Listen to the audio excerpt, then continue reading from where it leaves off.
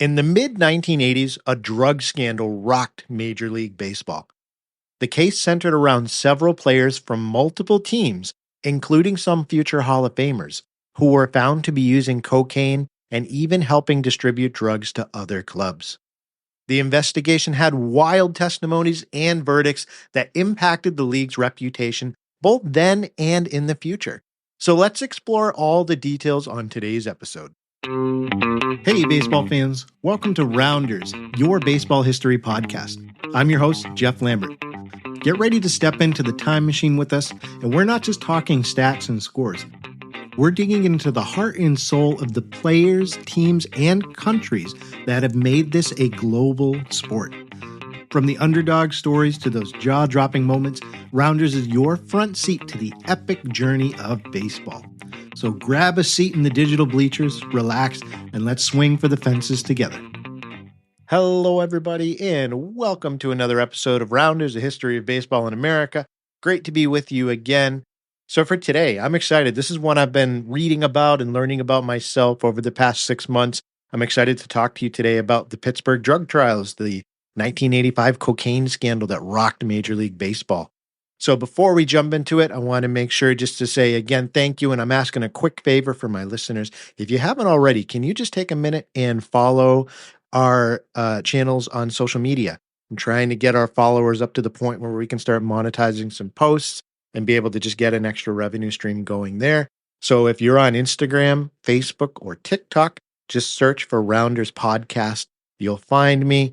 I try and post more video content to those channels just so you can get like really quick nuggets of baseball history, pieces of nostalgia that complement what we're doing here on the show. And with the bonus show, if you sign up, you can go to rounders.substack.com. So a quick favor to ask from you this week. And with that said, let's go ahead and jump into this week's episode, the 1985 MLB cocaine scandal. This episode is brought to you by Amazon. Sometimes the most painful part of getting sick is the getting better part. Waiting on hold for an appointment, sitting in crowded waiting rooms, standing in line at the pharmacy, that's painful. Amazon One Medical and Amazon Pharmacy remove those painful parts of getting better with things like 24/7 virtual visits and prescriptions delivered to your door. Thanks to Amazon Pharmacy and Amazon One Medical, healthcare just got less painful. All right, so before we jump into the scandal, I need to set a baseline, especially for those who maybe weren't around in the 1980s. So let's talk about this time period in American history and about cocaine's entry into this country as a popular product, where it started from, and just to give you an idea of what society was like in terms of drug use before we get into the actual scandal. So cocaine use in America didn't just pop up in the 1980s. I mean, its usage dates back to the late 1800s, when many people were using this now illegal drug as a beneficial medical treatment. So, as an example, American doctors would commonly use cocaine as a local anesthetic when they were doing minor surgeries, or they would even prescribe it for people who had chronic pain conditions or depression. In fact, Sigmund Freud often wrote about the benefits, and he, considered cocaine like a wonder drug without really understanding the long-term damaging effects of it. I mean, cocaine was even a common ingredient in over-the-counter medicines and tonics that obviously weren't regulated as they are now. So for example, we've all seen Coca-Cola on the shelves as a soft drink. That contained the cocoa leaf extract until 1904, where you're literally getting liquid cocaine in the bottle. So as people realized the damaging effects of the drug and it started to be regulated, and it was something that didn't become widely available or it was considered illegal, then we see it become this drug that was touted and used by the wealthy elites. And that was kind of the trend up until the 1970s. So if you used cocaine, you had family money to burn. But then in the 1970s, there was this surge in the supply of cocaine to the United States. Now, this surge was partly thanks to the drug cartels in Central and South America, who were able to mass produce the product and make it cheap enough to be able to import more of it into the United States, which caused the price to drop significantly, and it became a middle-class recreational drug. And that group of middle-class individuals during the 70s and 80s were many professional baseball players who still, for the most part, were not making more money than an average white collar worker in the United States. I'm always reminded in that scene, Major League, the movie Major League, of when you've got the main character sitting there on the sofa talking to the stock trader. He's trying to get his girlfriend back, and he mentions that he's a catcher for the Cleveland Indians. And no one's impressed in the room because it's not like it was today. Back then, if you played Major League Baseball and you were a professional, you had to be in the top 1 to 5% to really have your name known and to make a ton of money. Otherwise, it's just a job. And a lot of times these guys didn't have that money that they'd be able to play for 10 years and then be able to live comfortably for the rest of their lives.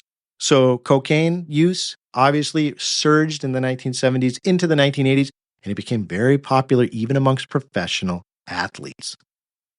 Just to put it all into perspective for you, by 1985, an estimated 5.7 million Americans reported using cocaine annually. So Major League Baseball got caught up in that societal craze too. So now that we've set a baseline for cocaine use in the United States, how it kind of started, and where it was once we get to the 1980s, there were some early warning signs that started to pop up that cocaine had infiltrated the league and it was starting to really run rampant in clubhouses. So let's start off in 1979. You have the Pittsburgh Pirates. This is a team that would later become central to the 1985 cocaine scandal. They won the World Series that season. And during that season, the Pittsburgh Pirates had a pitcher named Rod Scurry, and he, behind the scenes, had developed a really severe cocaine addiction. Now, no doubt other players on the team were also using the drug, but he went overboard using it. And that addiction escalated into a destructive incident that occurred in a San Diego hotel room during that season. Ended up breaking everything in the hotel room, damaged everything, had kind of a cocaine-fueled breakdown. And that story hit the national news waves to the point where Pittsburgh couldn't ignore it or try and sweep it under the rug. So the Pirates manager during the 1979 season had to come out and publicly apologize and urge his own player, Rod Scurry, to go seek help. And that was kind of one of the first warning signs, at least in mass media, that, cocaine is starting to affect how our players perform and how they are acting in the public eye. So that was kind of the first warning bell. Then, if we fast forward to 1983, there was a popular St. Louis Cardinals outfielder named Lonnie Smith, and he announced publicly that he was going to be entering a drug rehab facility and cut his season short because he had developed an addiction to cocaine. Warning bell number 2. And in that same season, we had another news story pop up where there was a major cocaine dealer named Mark Leibel who had been arrested. And his investigation, which was not linked to the MLB when he was arrested, that investigation after he was detained uncovered that he was dealing drugs directly to players on the Kansas City Royals roster. So Leibel's arrest actually led to the imprisonment later on of 4 players who played for the Royals. That was Willie Wilson, Vita Blue, Willie Aikens, and Jerry Martin. So we have multiple incidents start popping up here at the end of the 1970s. Then everything kind of comes to a head. It's February of 1985. It's the off season. And we have an Oakland Athletics pitcher named Mike Norris who got pulled over. And he was arrested after he was pulled over because they found out he had cocaine in his system. He had actually in his system and in his possession. So he's actually arrested and detained for cocaine possession. So these high-profile stories keep stacking up on top of each other of multiple players whose lives are being destroyed by the usage of this drug. It's bad press for Major League Baseball, and it forced them to really reckon with the fact that they needed to take public action. So what was the MLB's initial response to all of these news stories that were popping up? So in that same month that Mike Norris was arrested, the Oakland A's pitcher, the league commissioner at the time, his name was Peter Ueberroth, I believe it's Ueberroth, announced mandatory drug testing, came out and said, we're taking this seriously. We're going to issue and require mandatory drug testing for all of our minor league players. And then on top of that, we're going to require that MLB owners, executives, managers, and umpires all have to submit to mandatory drug testing as well. Now, you'll notice from that list, there's a group missing, and that was the MLB players themselves. What happened there? Well, Uberoth, to his credit, did try and push for major league level players to have to also be tested, but there was a lot of pushback from the players' union about putting that into effect. And the random drug testing that was pushed by the MLB actually never was put into effect, at least at this point. So we see minimal steps taking. I mean, the handling of the cocaine problem, it drew a lot of criticism because they felt that the MLB could have pushed more with the players' union to get this across. So both the fans and the media started really speaking out and saying, we know this is a problem. Testing minor league players and front office executives, that is not enough. So nothing was done after that point. And certainly the widespread cocaine use that's popping up in the news continued. But the MLB had to choose how hard they were going to tackle this, how hard they were going to push without it affecting their profits. So this all boils over to a head in the 1985 season. So if we go back to Rod Scurry, remember at the beginning, the Pirates player who had the public hotel room destruction incident? Well, he, of course, ended up taking his manager's suggestion to get some help, and he entered a drug rehab program. During the time that he was in that program and recovering, he received a visit from FBI agents who wanted to understand the extent of the drug problem within Major League Baseball. So Scurry, maybe he was motivated to turn his life around. Possibly he wanted to strike a deal to avoid any further fines or imprisonment. He sat down and he gave a ton of information to the FBI. He named individuals that were supplying cocaine, not only to his own team, but to others around the league. And this kicked off a federal investigation, which led to a grand jury indictment of two individuals who were not players. They were cocaine dealers. One of them was named Curtis Strong, and the other one was named Robert McHugh. In addition to those two big whales, 5 others were placed under indictment. So this story of illegal cocaine flooding America's game, and then an FBI investigation, and now a grand jury indictment and hearing, was on every major newspaper's front page going forward. America was captivated by this story. So what happened during these hearings? What came out? What were the effects of that? You're going to love some of the details here. Let's go into it. I want to take a quick break for the 7th inning stretch. Don't go anywhere.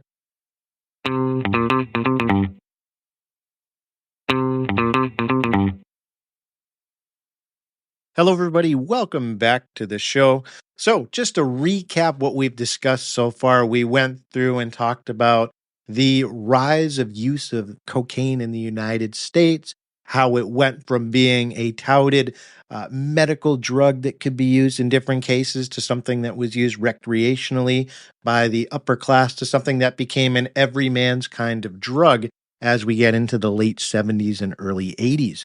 And we talked about the warning signs that started to pop up of players in the public media being caught using cocaine, arrested for it, having breakdowns in career and personal lives over these things.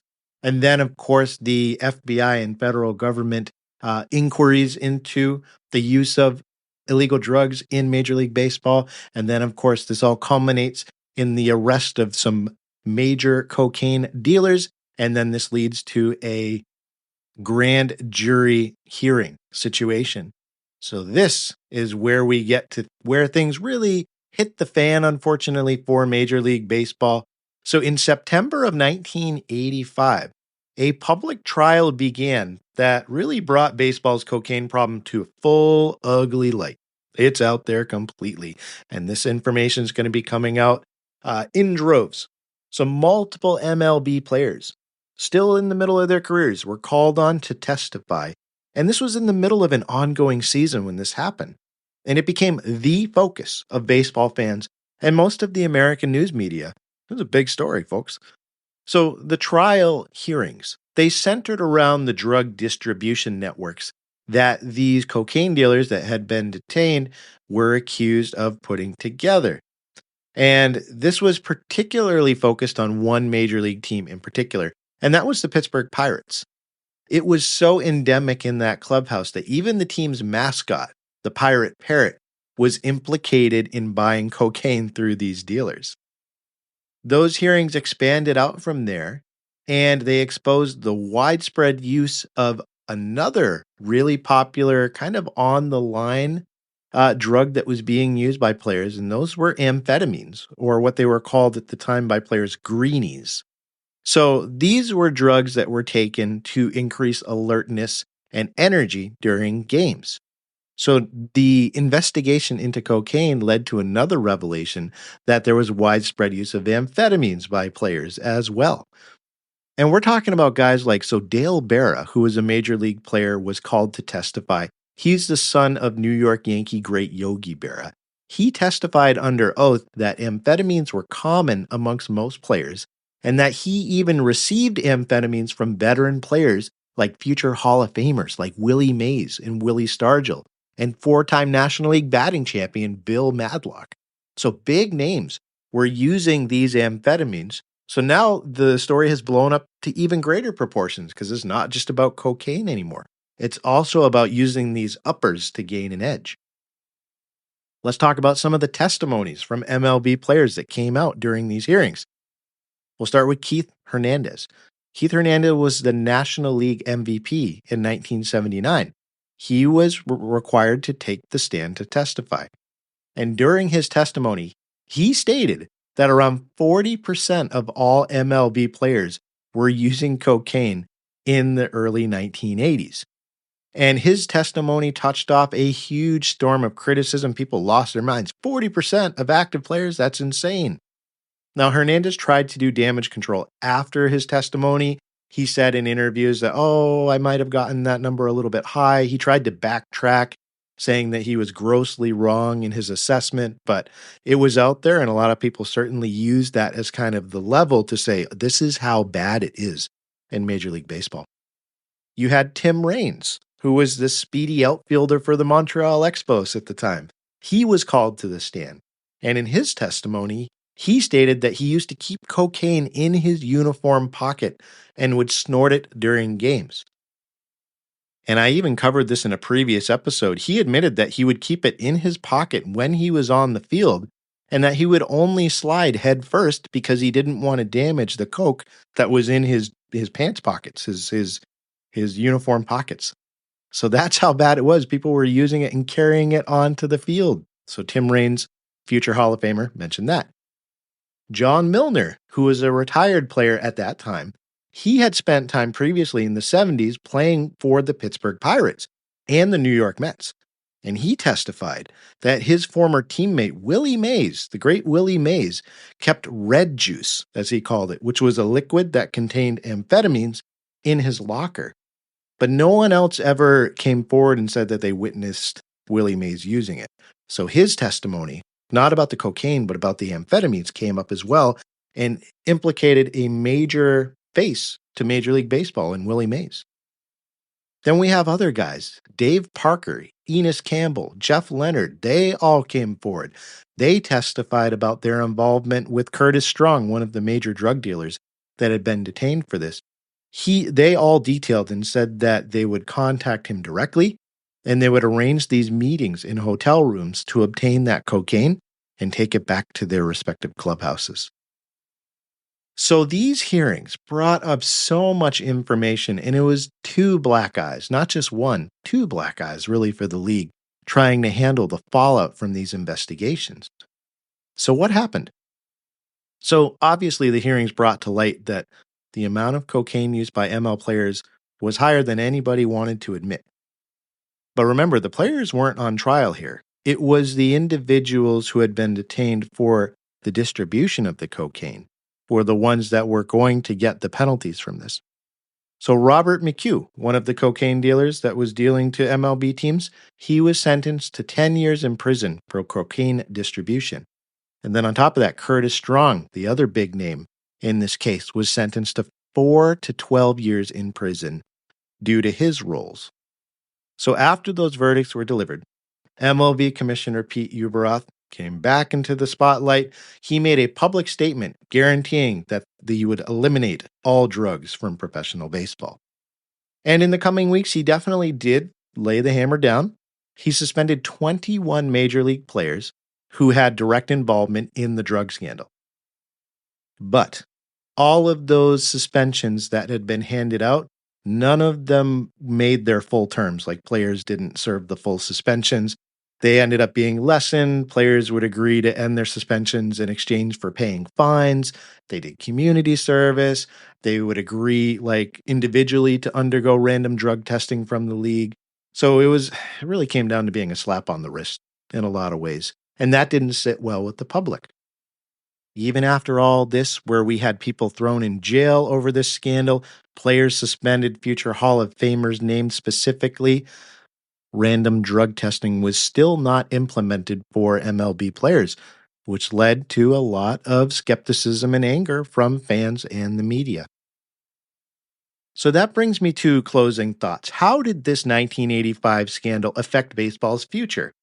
I've narrowed it down to specifically, I think that there were four major effects that came out of this, all of this testimony that came out. So, number one, I think that the cocaine scandals really did overt damage to the game's purity, quote unquote, because the trials brought the issue of drug use in baseball into the national spotlight, even if they didn't want it to. You had testimony from all-star players, from MVPs, mentions of usage by future Hall of Famers, even if it was just for amphetamines. And that really shattered, I think, whatever illusion Americans had of baseball being a clean sport.